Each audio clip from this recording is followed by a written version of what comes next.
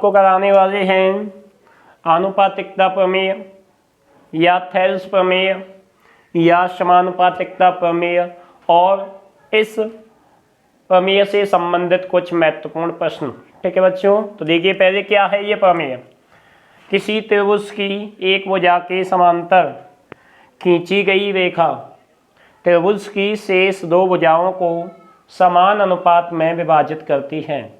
किसी त्रिभुज की एक भुजा के समांतर खींची गई रेखा त्रिभुज की शेष दो भुजाओं को समान अनुपात में विभाजित करती है। तो देखिए पहले आप इसका चित्र समझते हैं। किसी त्रिभुज की, तो ये मैंने क्या किया, कोई त्रिभुज बना दिया।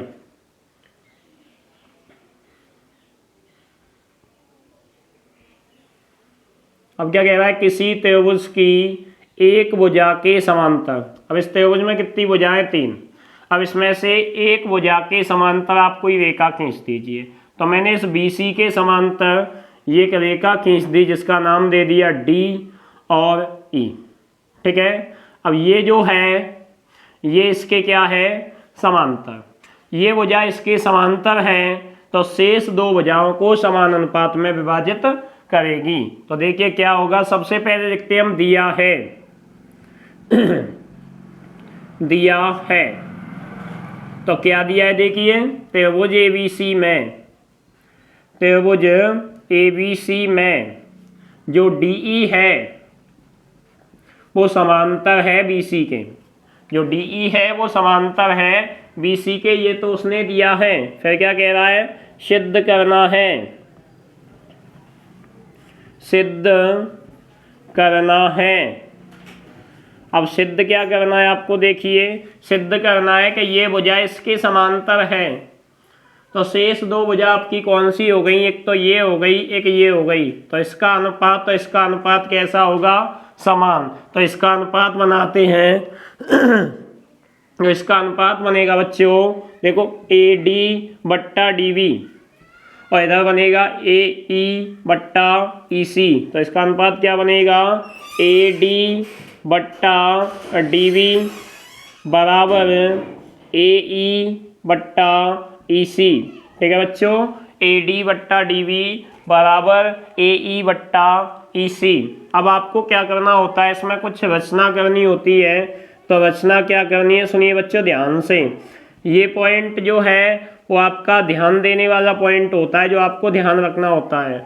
अब रचना क्या करनी है इसमें आपको, कि जो D है इसको तो C से मिलाना है और जो B है इसको E से मिलाना है। यहाँ से इस पे लंब डालना है और यहाँ से इस पे लंब डालना है। ठीक है बच्चों, अब मैं इसका नाम कर देता हूँ E। यहाँ पे मैंने F लिख दिया और यहाँ पे मैंने G लिख दिया। तो रचना में क्या लिखेंगे, देखिए रचना में लिखेंगे कि D को C से मिलाया, D को C से मिलाया और B को E से मिलाया, B को E से मिलाया। ठीक है, D तो C से मिलाई और B को किससे मिलाया, E से मिलाया। अब क्या करना है, अब EF है वो लंब डाल दी मैंने किस पर, AB पर। देखो बच्चों ध्यान से, मैंने ये लंब डाली, ये सब पर डाली है, यानी इस पर भी 90 का कोण और इस पर भी 90 का कोण। और जो आपकी DG है वो DG लंब है किस पर, DG लंब है AC पर। DG लंब किस पर है, AC पर। ये हो गई आपकी रचना। अब इसकी उपपत्ति कैसे होगी वो समझते हैं बच्चों। उपपत्ति, इसमें आपको अपना डेरिवेशन करना होता है उपपत्ति में। हाँ, व्युत्पत्ति कह दो, उपपत्ति कह दो, ये आपका मुख्य पॉइंट है। ठीक है बच्चों, तो देखिए उपपत्ति कैसे होगी, पहले शॉर्ट एंड स्वीट समझ लो। Short and sweet short and sweet क्या है बच्चों, इसके साथ में एक बार तो आपको ये त्रिभुज लेना है और इसके साथ में एक बार आपको ये त्रिभुज लेना है। इसके साथ में एक बार आपको ये त्रिभुज लेना है और इसके साथ में एक बार आपको ये त्रिभुज लेना है। तो देखिए कैसे करने वाले हैं। तो पहले मैं ले रहा हूं त्रिभुज ADE। त्रिभुज ADE और DBE और त्रिभुज DBE में, एक तो मैंने कौन सा त्रिभुज लिया, ये ऊपर वाला, इसके साथ में ये लिया, फिर दोबारा क्या करना है, इसके साथ में ये देना है, बस तो ये आपका आंसर आ जाएगा। तो कैसे करेंगे देखिए, त्रिभुज ADE का क्षेत्रफल, त्रिभुज ADE का क्षेत्रफल और बटे त्रिभुज DBE का क्षेत्रफल। ठीक है बच्चों, त्रिभुज ADE का क्षेत्रफल बटे त्रिभुज DBE का क्षेत्रफल। अब ये देखिए बच्चों, त्रिभुज का क्षेत्रफल होता है 1/2 आधार इंटू ऊंचाई। त्रिभुज का क्षेत्रफल क्या होता है, 1/2 आधार इंटू ऊंचाई। अब देखिए ADE, त्रिभुज ADE ये वाला, अब इसमें आपको थोड़ा सा ध्यान रखना है, जब आपको त्रिभुज ये लेना है तो आधार ये लिया जाएगा, और जब त्रिभुज ये लेना है तब आधार ये लिया जाएगा। तो इसमें आधार 1/2 तो सूत्र से आ गया, इंटू आधार क्या लिया जाएगा, AD, इंटू ऊंचाई कितनी है, ऊंचाई होती है जो आधार पर 90 का कोण बनाती है, और ऊंचाई कितनी है, EF, कितनी है, EF बटे में आइए 1/2। अब इसका आधार क्या होगा, इसका आधार होगा DV, इसका आधार क्या होगा, DV, और इस DV पर 90 का कोण किसने बनाया, इस पर 90 का कोण EF ने बनाया। तो EF, अब 1/2 से 1/2 कैंसिल हो गया, EF से EF कैंसिल हो गया, तो इसका मान आ गया AD/DV। क्या आ गया बच्चों, AD/DV। ये आपका हो गया समीकरण नंबर 1। समझ में आ गया। मैंने कहा इसके साथ में इसे लीजिए और फिर इसके साथ में इसे लीजिए, तो मैंने इसके साथ में ये तो लिया, अब इसके साथ में ये लेना है मुझे। तो यहाँ पे लिखेंगे त्रिभुज ADE और त्रिभुज दूसरा कौन सा लेना है, CDE, CDE में। अब इनमें देखिए बेटा, तो यहाँ पे क्या लिखने वाले हैं, यहाँ पे देखिए त्रिभुज ADE का क्षेत्रफल, त्रिभुज ADE का क्षेत्रफल बटे त्रिभुज कौन सा दिया है, DEC का क्षेत्रफल, DEC का क्षेत्रफल। और त्रिभुज का क्षेत्रफल आप जानते हो 1/2 आधार इंटू ऊंचाई, 1/2 आधार इंटू ऊंचाई। अब देखिए 1/2 तो आ गई सूत्र से, इंटू में क्या आएगा, आधार। अब इसके संगत आधार आपको क्या लेना है, AE, क्या लेना है, AE, और इस AE पर 90 का कोण किसने बनाया, AE पर 90 का कोण बनाया DG ने। तो ये हो गई इसकी ऊंचाई, बटे में आइए 1/2। अब आधार क्या हो गया, इसमें आधार क्या होगा, EC, क्या होगा, EC, और EC पे 90 का कोण किसने बनाया, DG ने। तो इसमें भी आ गया DG, DG से DG 1/2 से 1/2 क्या आ गया, AE/EC, समीकरण नंबर 2। अब देखिए बच्चों, समीकरण 1 और समीकरण 2 में ये ऊपर वाला तो समान है, ये समान नहीं है। अब ये समान कैसे, इसे मैं आपको समझाता हूँ। तो त्रिभुज DBE का क्षेत्रफल, त्रिभुज DBE का क्षेत्रफल बराबर है किसके, त्रिभुज DEC का क्षेत्रफल। ठीक है बच्चों, यानी ये जो त्रिभुज है ये वाला और ये वाला, ये दोनों कैसे है, समान। क्यों है समान, इसका मैं यहाँ पे आपको रीजन लिख देता हूँ।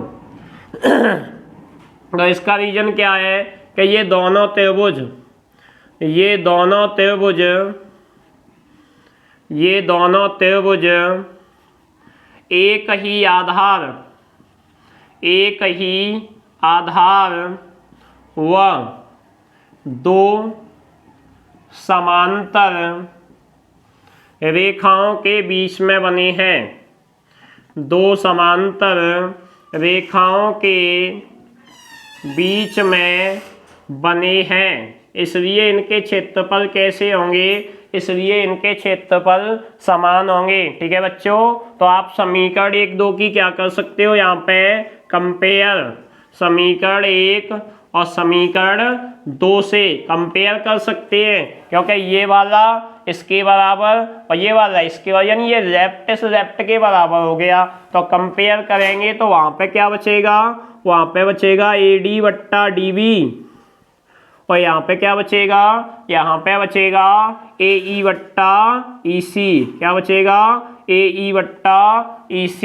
यही आपकी क्या है, आनुपातिकता प्रमेय। यही क्या है बच्चों, आपकी आनुपातिकता। हाँ बच्चों, तो ये आपका एक प्रश्न है कि इस आकृति में जो DE भुजा है वो BC के समांतर है। ये आपकी इतने की दी है, ये इतने की, ये आपको निकालनी है। तो सुनिए, अभी हमने क्या पढ़ा था, आनुपातिकता प्रमेय। और आनुपातिकता प्रमेय क्या कहती है कि यदि किसी त्रिभुज में एक भुजा के समांतर कोई रेखा खींच दें, एक भुजा के समांतर कोई रेखा खींच दें, तो वो शेष दो भुजाओं को समान अनुपात में विभाजित करती है। तो देखिए, जब ये भुजा इसके समांतर हो गई, इसका मतलब इसके अनुपात तो इसके अनुपात कैसे होंगे, समान होंगे। तो यहाँ पे लिखेंगे हम त्रिभुज ABC में, त्रिभुज ABC में जो DE भुजा है वो किसके समांतर होगी, BC के समांतर होगी। ये भुजा इसके समांतर होगी। यदि ये भुजा इसके समांतर है तो इसके अनुपात कैसे होंगे, समान, यानी अनुपात बनेंगे AD बट्टा DB बराबर AE बट्टा EC, AE बट्टा EC। ठीक है बच्चों, इसे कहते हैं हम आनुपातिकता प्रमेय। क्या कहते हैं, आनुपातिकता प्रमेय कह दो आप, चाहे आप इसे समानुपातिकता प्रमेय कह सकते हैं। ठीक है बच्चों, अब सुनिए अब इनके मान रखते हैं। तो AD आपकी कितने की है, AD है आपकी 2 सेमी की, और DB कितने की है, 7 सेमी की, बराबर AE कितने की है, 1 सेमी की। और बेटा आपको EC का मान पूछा गया है, तो यहाँ से आप CM करो, इसका इससे गुणा करेंगे, इसका इससे गुणा करेंगे तो CM, तो 2 का EC से करेंगे 2 EC आएगा, 7 का 1 से करेंगे 7 आएगा। 2 यहाँ पे गुणा की है, किसकी हो जाएगी, भाग की, तो 7/2, और 2 का भाग यदि 7 में दिया जाएगा तो कितना आएगा, 3.5 सेमी। कितना आएगा बच्चों, 3.5 सेमी। समझ में आ गया, ठीक।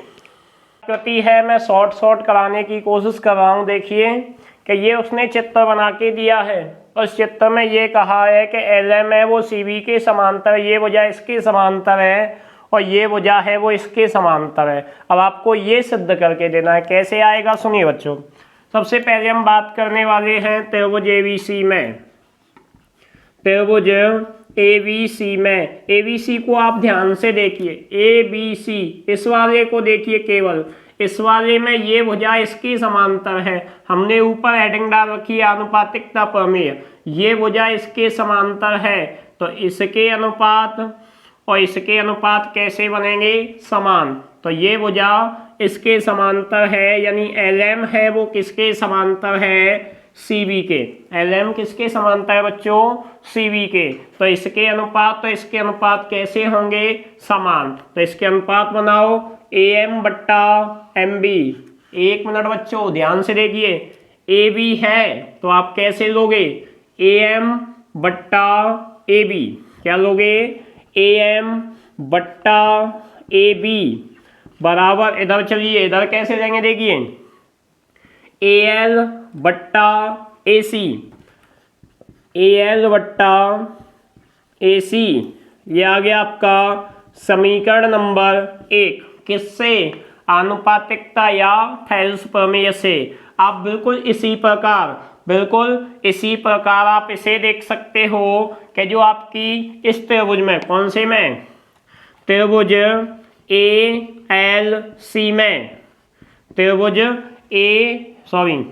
ADC में, कौन से में, ADC में, ये LN जो है वो किसके समांतर है, ये है सी डी के समांतर। अब ये भुजा इसके समांतर हो गई बच्चों, तो इसके अनुपात और इसके अनुपात कैसे होंगे? समान। तो अनुपात क्या बनेंगे? ए एन वट्टा एन डी, फिर से मिस्टेक, ए एन वट्टा ए डी क्या देंगे बच्चों? ए एन वट्टा ए डी बराबर क्या दिया जाएगा? ए एल वट्टा ए सी क्या दिया जाएगा? ए एल वट्टा ए सी। समीकरण नंबर सेकंड। अब देखो दोनों से आप कंपेयर कर सकते हो।